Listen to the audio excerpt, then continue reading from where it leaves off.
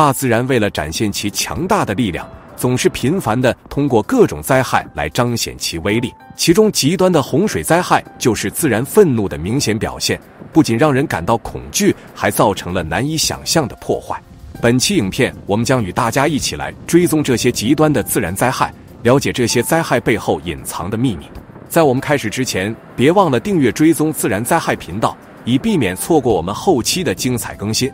在接下来的影片中，您将会目睹一些发生在中国的最令人震撼和壮观的自然力量。在强对流系统的猛烈冲击下，中国的天气发生了剧烈的变化，而这一次冲击最为剧烈的地区之一，正是中国的首都北京。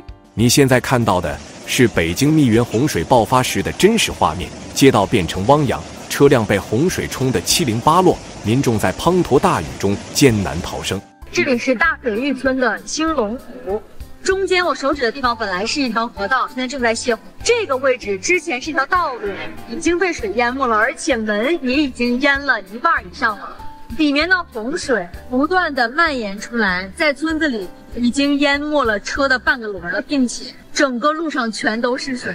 北京啊，这是犯了什么天条了？把咱们的城都给淹了，车都飘起来了，可以划船了呀！来的时候好好的，这大马路来的时候好好的，都上摊了。这今天刚穿的新鞋。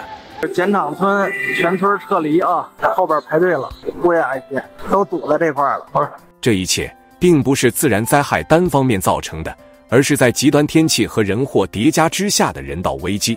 就在前几日，一场突如其来的极端强降雨袭击了北京密云、怀柔以及河北张家口、承德等地。大家好，我现在是在北京密云石城的张家坟，现在是晚上的凌晨12点多啊，给大家看一下这里的暴雨啊，真的是下得特别的大，已经有部分的房子啊因为暴雨的袭击倒塌了。刚刚在屋里面啊，不知道发生什么情况，赶紧出来看一下。没想到电闪雷鸣啊，洪水居士啊，也是下得特别的猛。中共官方数据显示，部分地区24小时降雨量突破300毫米，达到100年一遇的量级。面对这场大考，密云水库启动了紧急泄洪措施。这泄洪口啊，这还没敞开，这水汽已经半个山那么高了，下午估计会更大。然而，下游居民却声称，他们在没有收到有效提前预警的情况下，直接被暴雨与泄洪双重夹击，许多村庄与城区瞬间陷入水深火热之中。一点征兆都没有，没下雨，上面泄洪了，把这个所有的村庄全淹了，我们也淹了，电厂也给淹了。哎呦，你看看呀，车都淹了，完了，掏空了，这路都通断了，这地里今年颗粒无收啊！看看，我们要问的是，一个拥有全国最大城市防洪系统的首都，为什么会在大坝泄洪之后变成一片泽国？根据中共气象台的预警，这场特大暴雨早在2天前就已发布黄色甚至橙色预警。部分气象专家甚至通过网络等平台提醒密云水库周边居民提高警惕。然而在基层，许多居民反映，他们并未收到足够的信息通知，有些村民甚至是在睡梦中被洪水惊醒，仓皇逃命。哎呀，这一觉起来天塌了，幸亏我这眼疾脚快呀，这么一看这屋顶上也不安全了。我感觉这雨就照这么下呀，也挺不了多一会儿了。朋友们，这种情况应该怎么办呢？而在大坝上游的密云水库，中共却不顾民众的死活，直接启动紧急泄洪。泄洪给泄的有点大劲儿了啊，给老百姓淹的治不得了，这大棚都没影了，你说这咋的大水，3个水库同时放水啊！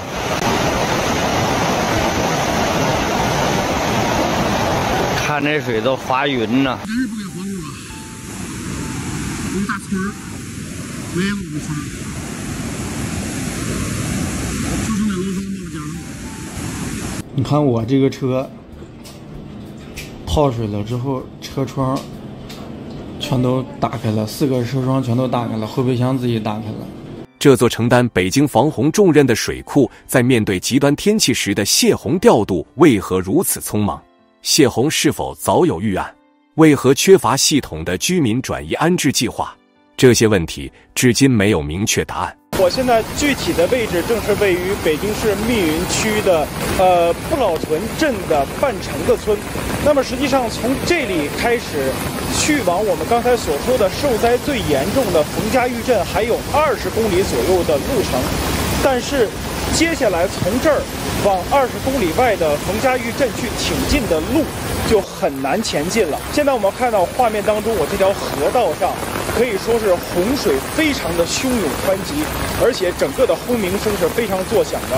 我在现场说话的时候，其实都很难听到自己说话的声音。桥面已经是洪水漫过了桥堤，把整个的桥面是完全的淹没了。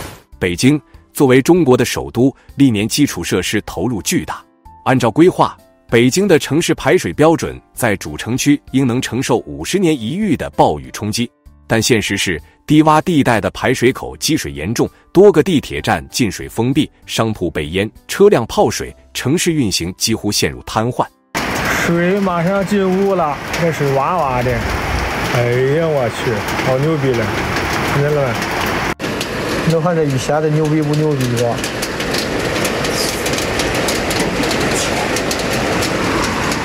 水都进屋了，看这人，这水太牛逼了，这水，看这人，水都到哪儿了？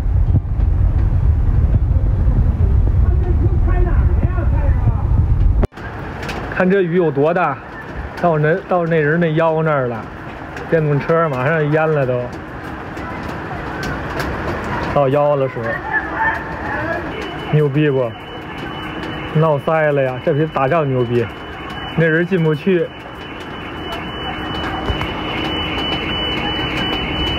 开不开门进不去，都得出去。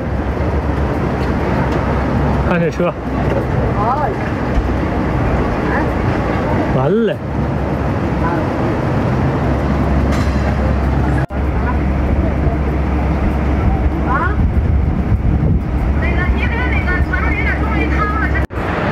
受灾了，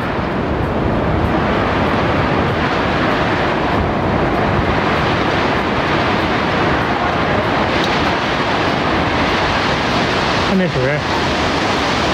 一些专家指出，北京的城市排水系统虽然经过多轮升级，但在极端强降雨面前仍然暴露出明显短板，管网分布不均，排水口设计老旧，部分地区内涝积水严重。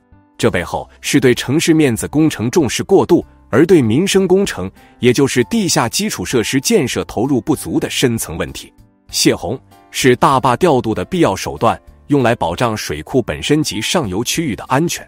但泄洪的同时，也必须同步进行告知、预警、疏散3步走。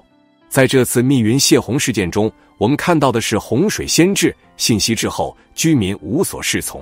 从网络流出的多段视频可见，部分居民居住区已成泽国。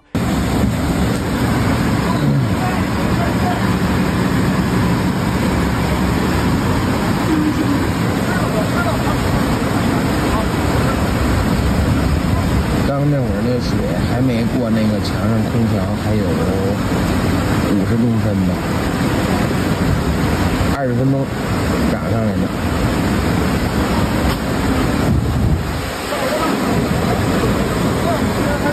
你下不去还水推的，他下去人都没了。哎，你下不去，不行。一些人来不及转移家中物品，只能眼睁睁看着家电、家具、车辆被冲毁。部分底层居民甚至多年积蓄一夜之间付诸东流。而当他们试图通过媒体或社交平台表达愤怒与困境时，却遭遇了删帖封号的处理。中共当局除了有意降低此次灾情的热度外，还对民间一些救援者实施管控，打电话以及发短信警告他们不信谣、不传谣，否则要承担法律责任。不许拍照啊！拍照犯法。1小时你下午就去。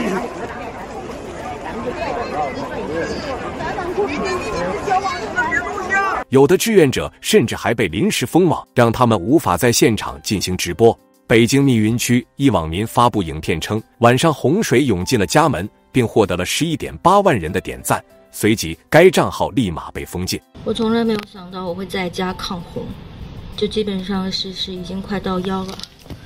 然后看到家里面，整个家里面都被淹了。唉，怎么办？没有船怎么办？门已经全部堵死，所有的门出也出不去了。随后，该博主的头像名字以及 IP 地址全部都不见了，仅看到一连串的数字，用户1276732097006。有网民痛斥：这难道不是间接杀人吗？家里进水也不能发，难道不说就没有洪水了吗？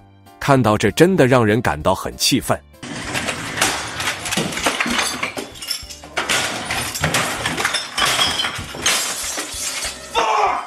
中共当局声称，他们的言论涉及到所谓的敏感信息，是不允许在网络上进行传播的。有的志愿者强调，应该积极地让外界知道这里的灾情，让更多的热心民众来援助灾区。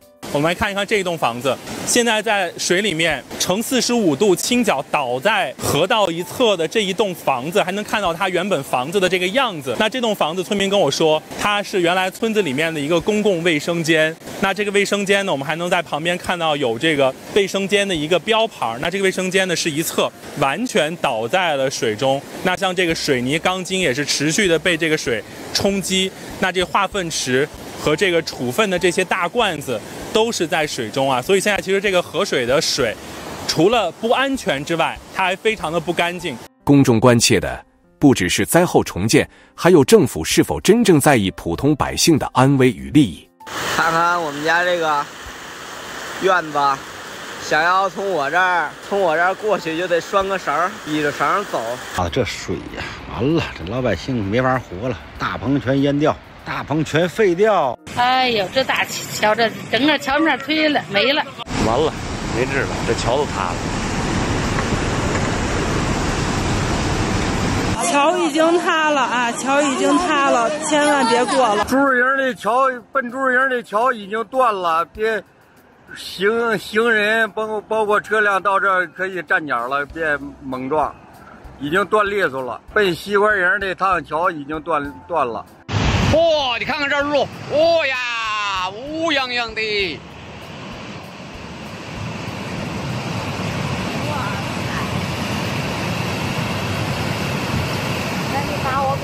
在这场洪灾中，北京密云水库进行了紧急泄洪。大家看一下，现在洪水还是比较湍急的，然后把那个升过去的桥梁已经冲断了。水来是特别凶猛，没找走不了，一看水走不了，大嘎窝就稳，这就上房，一边上房等稳的孩子，第二孩子上以后上一上，那水就已经大嘎窝了。整个过程就是说从那个地基点要往上，就我说这光到这磨房檐，就是3米4米3分将近，这4米3的水就7、8分钟，就这么凶猛，我头一次见到。我听老人就我父亲、我爷爷他们说，这才水历史上都罕见。然而，这场本应提前通报、妥善安排的泄洪行动，却几乎在夜间无预警展开。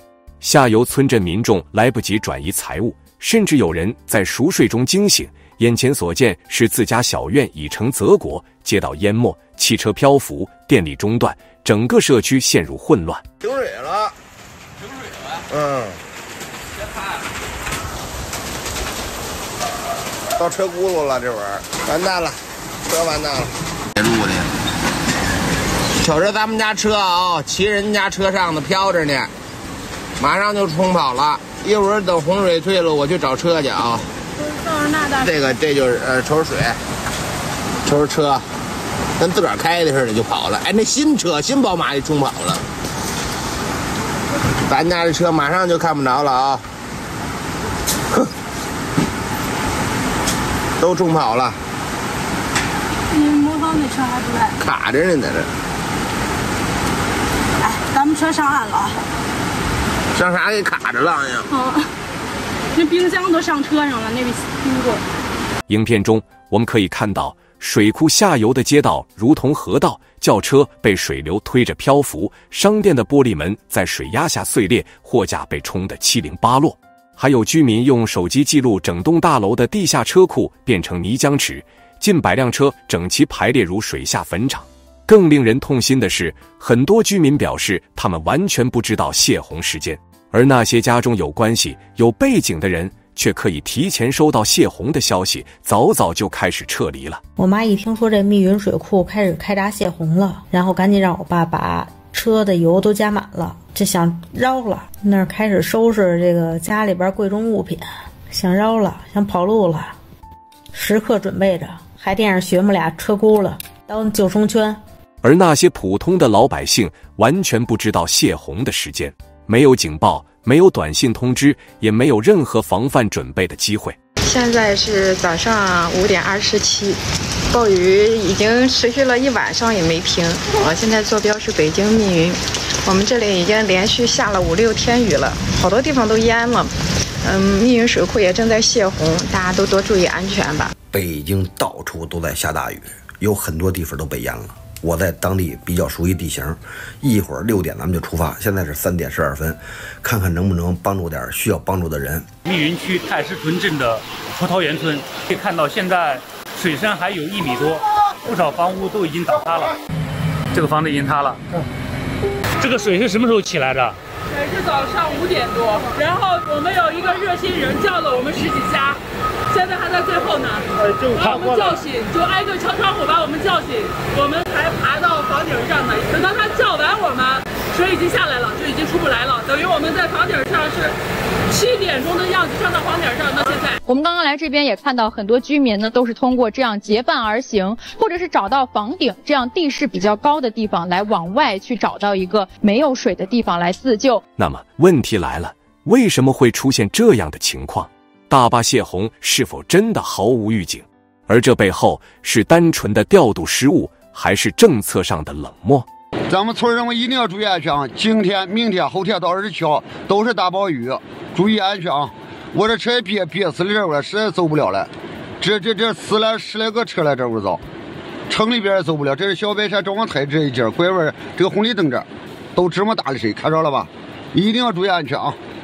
厂都没了，那园子也没了，集装箱都给冲那沟去了，这厂整了没了，这园子冲没了，瞅瞅这水都平了，这那变压器那个都给冲倒了，大杆都给冲走一个。根据公开资料，北京密云水库作为北京市重要的水源保护地，其调度属于高度机密级别，也就是说，当局有权在特殊情况下快速决策，但在此次事件中，当地民众对于洪水的反应之混乱，远远超出应有的预案水平。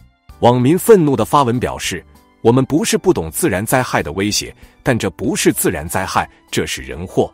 为什么我们的生命和财产不能提前得到告知？厂塌了，冲跑了，咱们车也冲跑了，叼着呢，看着不？叼着呢，没招了。厂塌了，冲跑了，咱们车也冲跑了，叼着呢，看着不？叼着呢，没招了。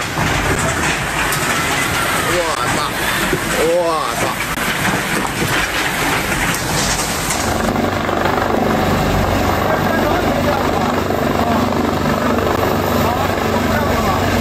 北京暴雨成灾，众多水库泄洪，造成了重大人员伤亡。而中共通报称，北京全市因灾死亡人数已有30人，其中密云28人，延庆2人。但有灾民揭露，官方通报的死亡人数远远少于实际死亡人数。怀柔区琉璃庙孙湖沟村的一位村民表示，洪水从山体爆发冲下，4人当场被冲走，300多人根本来不及撤离，至今全数失联。你没听错，300多条人命，但官方通报并没有提到怀柔，更没提到孙湖沟村。更荒谬的是，许多村民只能徒步逃生，从村里翻山越岭3、4个小时才能走到镇上，所有通往外界的路早已被洪水毁得一干二净。通往高沙岭坡的这个道路上只能步行，车现在已经进不来了。然后我们可以看到，整个道路现在已经是全都是山上掉下来的落石，这都是淤的，这原来这是路，原来这儿不都是路吗？这边原来是一个地。你哪村的？冯家峪。啊，就冯家峪村。人冯家峪啊，你在外地啊？我这边上，你这从下面上了啊？我说上去瞅我奶奶去。大江是吗？您要回去啊？您这出去了哈？而军队呢，正规救援力量呢，一直都没见到。此时此刻，解放军还在台湾海峡耀武扬威演习，却没空救自己国家的百姓。哎呦，我的天啊，被困了，咋办呢？太可怕了。而对于受灾原因，中共官方只强调是强降雨导致，却闭口不提那几座紧急泄洪的水库。暴雨是天灾，泄洪却是彻头彻尾的人祸。上点泄洪，把整个村儿都给淹了，车都冲跑了。更可怕的是，这场灾难本可以预警，可以避免，却因为漠视民命、封锁信息，最终演变为血的代价。相信大家都已经看到了这2天的新闻，北京省闵行区下暴雨。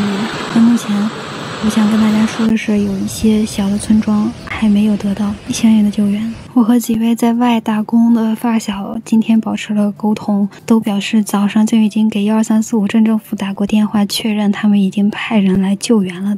早上5点多就出发了，但是现在已经晚上7点钟了，仍然没有被救援走。然后有一位发小的家人回家开车把家人接出来了，所以证明这条路其实是可以连通的，但是政府仍然没有派人来救援。下面是我晚上的时候跟镇政府的工作人员的对话。那您是啥需求啊？我需求就是家里人联系不上。我暂时知道的消息是人员没有任何伤害。是这个我知道，但是今天都转移了。没有转移啊，都没有救援队上去。就是您要是险户肯定转移了。我们家就在河边上，但是没有转移啊。那您咋知道您没转移啊？因为有人回去了呀。因为我们在外面的担心家里人有人回去了呀，我也打算回去，所以我们都能回去，为什么救援队迟迟1天都没上去呢？哎呦天哪，那您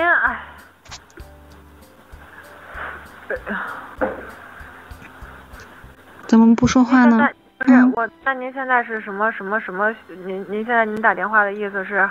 就是你们现在什么方案呀？我现在您给我打电话，我现在是一个给您传达消息。那他那个通讯也没恢复，这个通讯恢复你们已经在派人去了吗？还是怎么着？对。然后呢？已经去了。然后你说的险户已经转移是指哪里啊？你收到的信息是全部吗？人家告诉我说，就是去村里，然后说已经就是都很安全，然后险户该转移的都转移了。那相当于您也联系不上救援队，得到的这个消息也不知道最新是不是这样。对，因为您联系不上，我也联系不上。那就这样僵持着吗？万一今天晚上还下大雨，然后那就是，但是我也真的是联系不上呀。我也很着急，我理解您的心情。您不向上申请一下反馈一下吗？这种情况就在这僵持。今天晚上如果又发水，然后对，那我就是对呀。那您跟我说完了，我会向上反馈的呀。我要反馈给我的领导。我是第一个跟您反馈的吗？今天1整天了，您这边还没往上级反馈是吗？您我就是疑问，没有别的意思。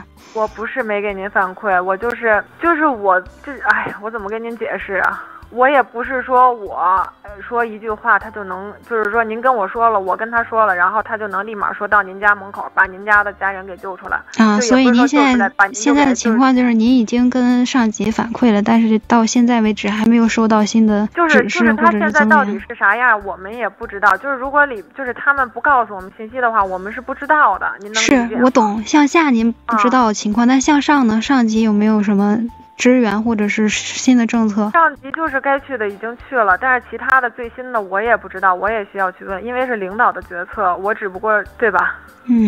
明白了。所以我现在是很无助的一个状态，还发布这个视频就是希望能得到更多的关注，还有一村人没有得到救援，因为我现在也处于目前不知道里面的具体情况，当然有可能是我多虑，这样当然是最好的了。如果实际上不严重，是我大题小做了，我也会为我的态度和给工作人员添麻烦来道歉。但是关键问题是现在不知道里面的情况，所以我很担心，希望大家看到的能够帮忙转发一下，增加一下热度吧。让我们看一下国外的例子。2021年德国西部遭遇历史性洪灾，当局在灾难发生前36小时就向全境发出强制疏散令。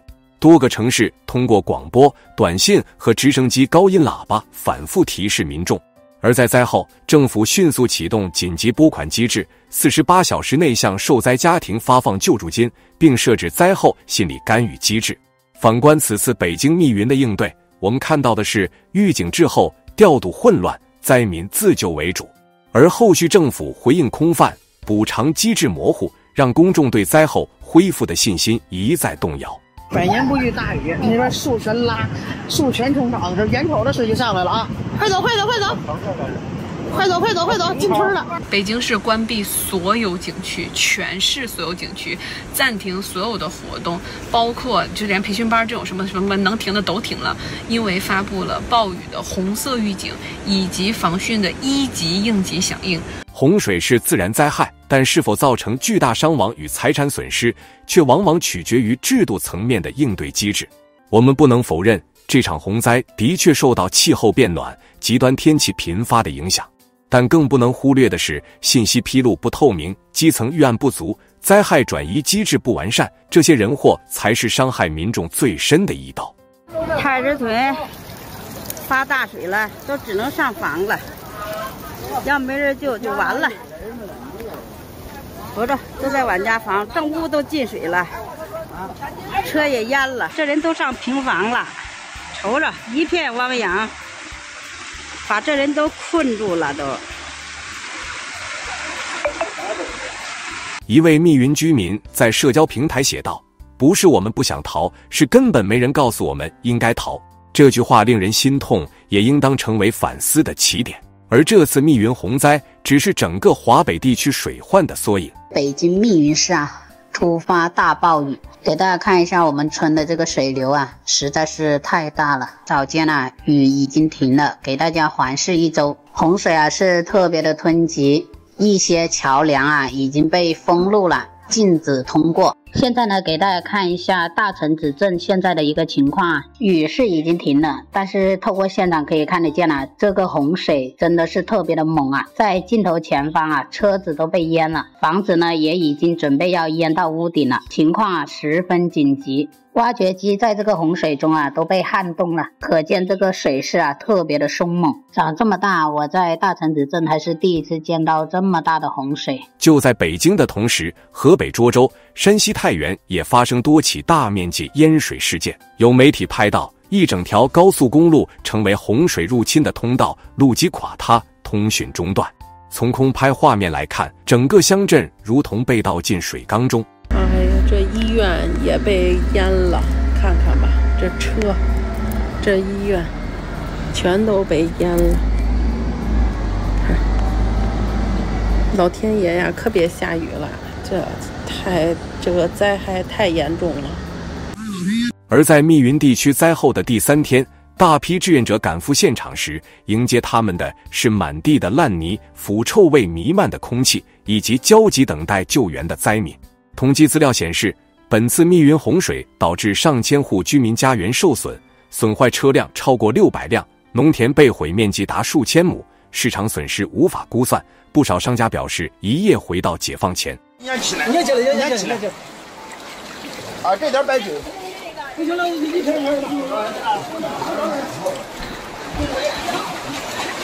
慢点。这糯米这不烂透了？是。把我这冰柜也给我冲泡了。先弄这白酒嘛的。水库开闸泄洪农民的地淹了。我们跟潮白河就隔了一条马路，好多路和桥都断了，而且还有那个泥石流和滑坡塌方。现在北京市所有的景区都停了呀，没人敢出来玩。我没转移，一直都没敢睡。而最令人寒心的是，灾民们的声音并没有第一时间出现在主流媒体报道中。许多自媒体平台的灾情视频被快速下架或限流，让人不禁质疑，究竟是谁不想让外界知道发生了什么？我们镇的村呢，房子都给冲塌了，断水断电断粮了，家没了。我妈我爸逃难去了，今年呢啥都没了，我们的地全不行了，山上的栗子甭去讲了，今年收成算玩完了。家呢，好多地方是中部草原，还是大北山城，房子全淹了，连夜在这断的，全都是沙子。哎呦我的妈呀，这惨状！哎呀，我的妈！从网民貌似拍下的灾区画面来看，整个泄洪区域早已变成废墟，街道淹没，房屋倒塌，村庄被洪水撕碎，满目疮痍，惨状触目惊心。看这前面路已经被冲断了，我们这也不敢过去了。延庆和怀柔这边这个灾情还是比较严重的，我看路上有好多这种冲下来的树啊，包括受损的很多车辆。这是有点危险，有网好多。目前这个灾情都不知道什么时候能恢复，下面的水位特别高。看来这边之前这雨下的非常大。现在这都小场面，已经稳定下来了。你别说，这亭子还挺牛逼的，修的这个地儿还挺好，一直没冲坏。就整个这个路面已经全都是落石，而且路旁边的这个围栏也都被冲掉了，下面的这个水流都非常急。然而在这样的生死时刻，北京市官方却宣称已转移密云区居民，实现应转尽转，暂无人员伤亡与失联。没有失联，这到底是睁眼说瞎话，还是对生命毫无敬意的冷血？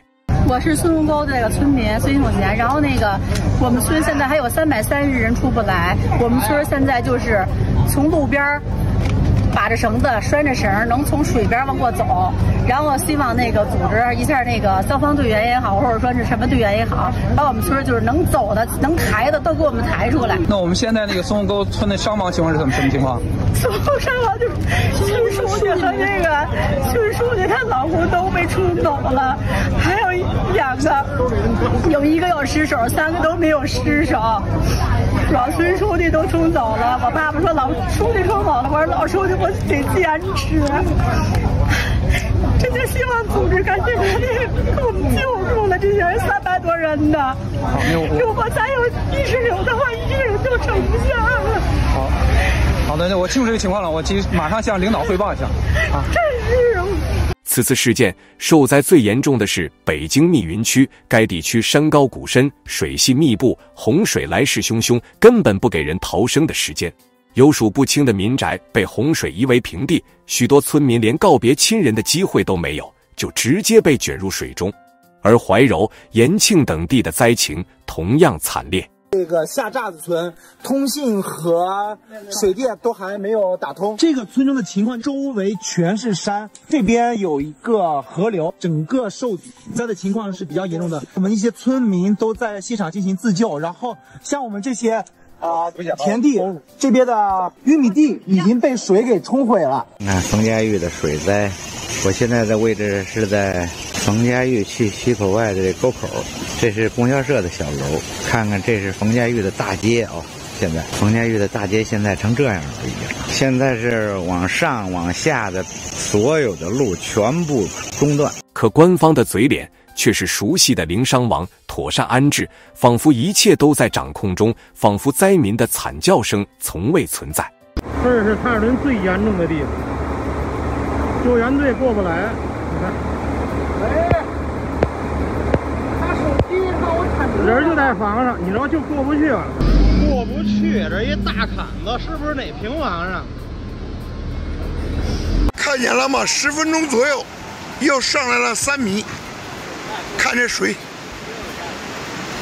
看着，不敢往前走啊，桥墩都没上了。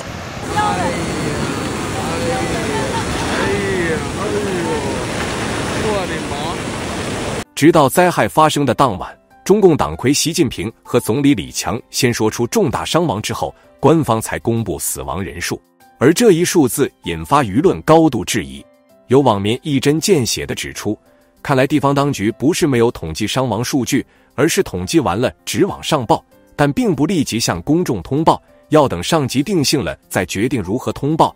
至于什么时候向公众公布，要看上面给不给你开口的权利。家3个车，2个被冲走了，还剩1个，一个那个也被泡了。现在已经来到了位于汾河湾景区内的汾河沿村。汾河沿村分布在河的两岸，原来是通过一条桥把村的两岸连接起来的，但是我们可以看到，村中间的连接桥昨天晚上已经被洪水冲垮，房子都下来了。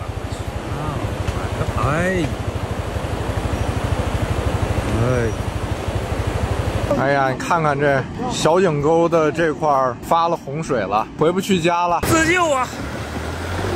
我这垃圾车要冲跑啊！这大水，夜里3点还没事呢，一下子下来了。